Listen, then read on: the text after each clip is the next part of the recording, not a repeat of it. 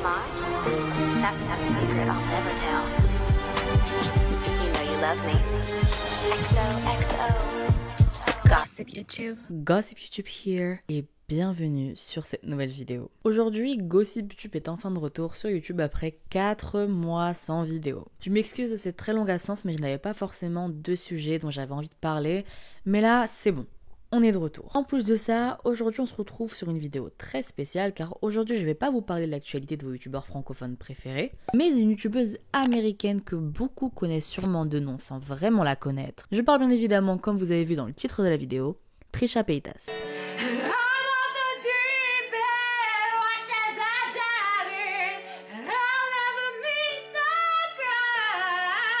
Ou comme je la surnomme ici, la youtubeuse au million drama. Elle est littéralement un gagne-pain pour toutes les chaînes de drama américains tellement elle est problématique. Et j'ai décidé donc de vous faire un condensé des plus grosses controverses dans lesquelles elle a été impliquée. Sachant qu'il y en a eu un bon paquet en 15 ans, il est possible que si vous connaissez le personnage, il n'y ait pas toutes les controverses dans cette vidéo. Avant de passer sur la vidéo, et ce qui arrive d'ailleurs très rarement sur Gossip YouTube, nous avons un sponsor, et pas n'importe lequel. Il y a 2 ans de cela, eBay Club était mon premier sponsor sur YouTube et on a voulu retenter l'expérience en 2021. Si vous ne savez pas ce qu'est eBay Club, même si j'en doute aujourd'hui, c'est une application de cashback, c'est-à-dire qu'elle vous permet de récupérer un pourcentage de votre argent dépensé sur des centaines de sites internet, comme par exemple 10% chez Asos, 6% chez Shein, ou encore 3% chez Cdiscount. Et en plus du cashback, eBay Club vous propose maintenant des cartes cadeaux à prix réduit. Moins 5% sur les cartes Zalando, moins 4% sur les cartes Fnac, etc., etc. Vous avez 3 € offerts à l'inscription normalement, mais avec mon lien de parrainage que je vous mets en barre d'infos, ça monte à 6 € offerts. Et à partir de 10 € récoltés, vous pourrez récupérer votre argent par PayPal, chèque ou encore virement bancaire. N'hésitez pas, avec la crise sanitaire actuelle, faire des économies, même un tout petit peu, c'est toujours ça de gagner. Revenons maintenant au vif du sujet, même si avant toute chose, vous pouvez suivre Gossip YouTube sur Twitter et Instagram afin d'être au courant des derniers gossips en temps réel. Vous pouvez aussi d'ailleurs vous abonner à mes comptes Twitter et Instagram personnels sur lesquels je parle de manière plus libre et sur bien plus de sujets, et même sur ma chaîne secondaire où il va bientôt y avoir des vidéos. Ceci étant dit, enfin, préparez votre thé et asseyez-vous confortablement. La vidéo va commencer. Pour commencer, et logiquement avant toute chose, pour se familiariser surtout avec le personnage, qui est Trisha Paytas. Déjà, petite chose, Trisha Paytas, c'est pas du tout un pseudo, c'est réellement son nom et son prénom. Elle est née à Riverside, en Californie, le 8 mai 1988, et elle a été élevée dans l'Illinois, donc finalement, c'est une américaine pure et dure. C'est une personnalité aujourd'hui d'internet, mais avant ça, elle s'était installée à Los Angeles dans sa jeunesse pour devenir stripteaseuse, puis a commencé à faire un peu d'acting, mais vraiment, c'était seulement en extra. C'est en 2006 qu'elle crée sa chaîne YouTube au nom qui a l'air franchement imprononçable quand on le voit la première fois, Blunsendal 4MJ, en gros, voilà le nom, je vous l'affiche, où elle commence par des contenus assez lifestyle, vlog. Au fil des années, sa chaîne a cumulé des millions et des millions de vues, et c'est notamment par de nombreuses vidéos polémiques qu'elle a pu poster. Elle crée en 2014 une chaîne secondaire dédiée à ses vlogs qu'elle appelle simplement Trisha Paytas. Elle est également connue pour son amitié avec le youtubeur Shane Dawson, ou encore par son intégration au très célèbre Vlog Squad, porté par David Dobrik, personnalité aussi très connue sur internet depuis des années. Enfin, cela va faire maintenant quelques mois, voire même une bonne année, que Trisha est aussi devenue connue sur TikTok. Trisha a également fait beaucoup parler d'elle, notamment par ses différentes relations avec de nombreuses personnalités telles que Roger Bart, Jason Nash ou encore Sean Vanderwilt, avec qui elle a d'ailleurs le plus médiatisé sa relation et dont la séparation a donné naissance à ce légendaire mème. À sa carrière d'influenceuse et de personnalité d'internet, s'ajoute ensuite une carrière musicale, oui, plutôt bien fournie avec même plus de 35 singles à son actif, dont même de la pop chrétienne. Et on a même une carrière d'écrivaine pour Trisha, qui a sorti plus d'une dizaine de livres à ce jour. On a pu aussi retrouver Trisha Paytas dans différents shows télévisés comme Dr. Phil ou encore Celebrity Big Brother. Enfin bref, je pense que vous voyez à peu près maintenant qui est Trisha et d'où elle vient. Maintenant on va pouvoir passer au thé. Énorme troll ou femme juste problématique, ce sera à vous d'en juger à la fin de cette vidéo. Bon, déjà, on va commencer par ces allégations étranges, c'est-à-dire toutes ces vidéos où elle va dire des choses qui paraissent complètement folles ou complètement fausses, vu le personnage que représente Trisha pour les internautes. À titre de premier exemple, dites-vous que Trisha a annoncé sur sa chaîne, il y a quelque temps, qu'elle s'identifiait comme étant un chicken nugget. Oui, vous avez bien entendu, une youtubeuse américaine avec des millions d'abonnés s'est posée devant sa caméra et nous annonce cette fantastique nouvelle. You guys, When you feel like a chicken nugget, you feel like not delicious. Well, you feel delicious, but you also feel like fried. Et là, ce n'est qu'un exemple parmi des dizaines d'allégations différentes sur sa personne. Ce que je vous ai dit là, c'était le plus drôle. Et dans le même registre, on a par exemple en décembre 2017, Trisha qui sort une vidéo intitulée « Je ne suis personne ». Je vous traduis tous les titres, comme ça on se prend pas trop la tête. Dans laquelle elle annonce ne plus s'identifier comme étant une personne. I no longer have an identity. I don't want to be identified as Trish. I don't want to be identified as Trisha. I don't want to be identified as female. I don't want to be identified as anything because I no longer have an identity.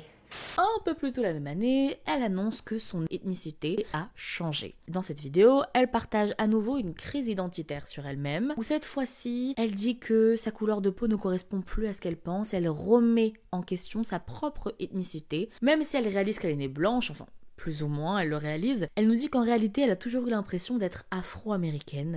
Like knowing my identity, I knew who I was. I'm a Caucasian woman, single, 29. But lately I'm starting to question that, and a lot of people have always questioned this since I was a young girl. I don't know what I am anymore. I think I actually might be black and why I may not be Caucasian. My nose, this is the other thing. My celebrity lookalike has always been Samuel L. Jackson because we have very similar noses. And again, the nose is a predominantly African-American feature. Continuons sur les allégations problématiques qui vont dans littéralement tous les sens. Dans une vidéo sortie en 2019 avec une miniature assez expressive, Trisha fait son coming out, en quelque sorte, en tant qu'homme transgenre. Plus précisément, elle dit s'identifier en réalité en tant qu'homme transgenre homosexuel.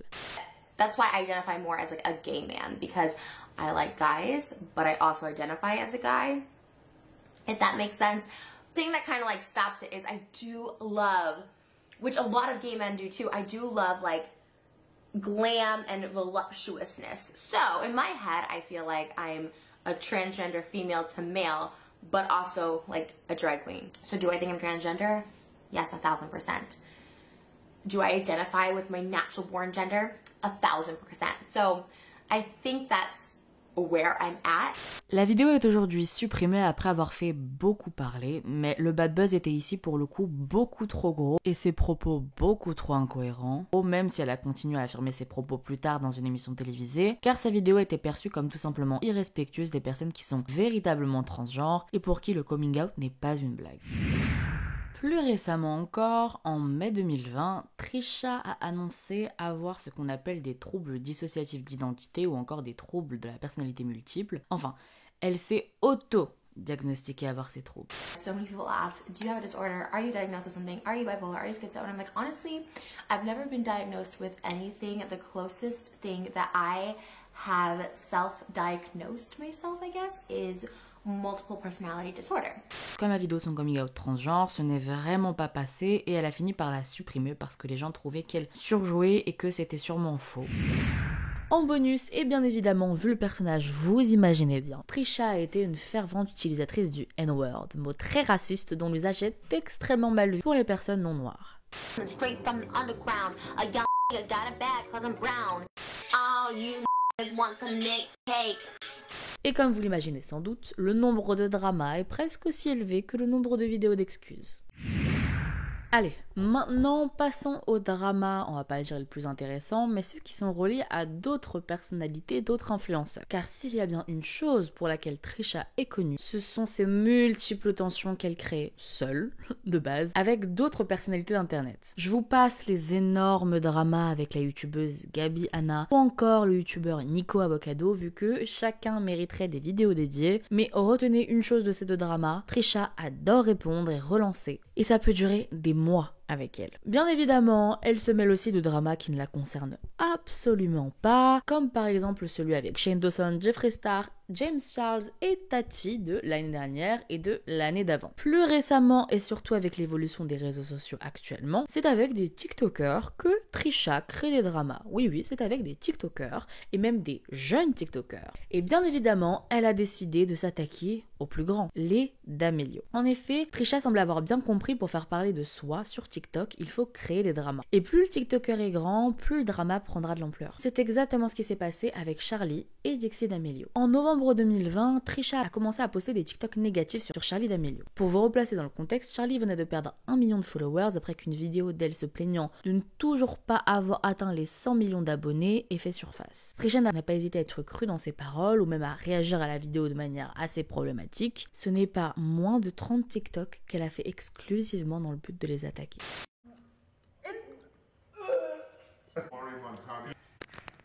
Classic Dixie. I threw up. Was the 95 not enough for you? Well, I was just like saying like This was not a sincere apology. You're making excuses after excuses after excuses. There's a chef making them food. They're being really disrespectful, just spitting out the food.